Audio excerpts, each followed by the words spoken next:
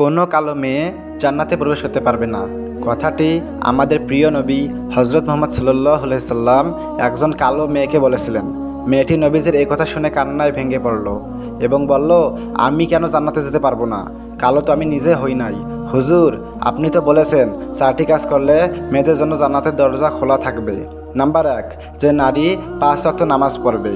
Number 2, যে নারী রমজান মাসে রোজা রাখবে। নাম্বার 3, যে নারী স্বামীর আনুগত্য স্বীকার করবে। ও নাম্বার 4, যে নারী সবসময় নিজের লজ্জাস্থানের হেফাজত করবে।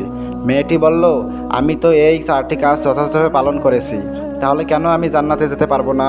এই বলে মেয়েটি আরও বেশি কান্না করতে লাগলো। রাসূলুল্লাহ সাল্লাল্লাহু আলাইহি সাল্লাম মুচকি হেসে বললেন, আর কান্না করো না। তুমি যদি জান্নাতে যাও তাহলে তোমার রূপ আর এইরকম থাকবে না। আল্লাহ তাআলা তোমাকে পূর্ণিমা চাঁদের মতো সুন্দর করে তৈরি করে তারপরে জান্নাতের অধিবাসী করে দিবেন। সুবহানাল্লাহ।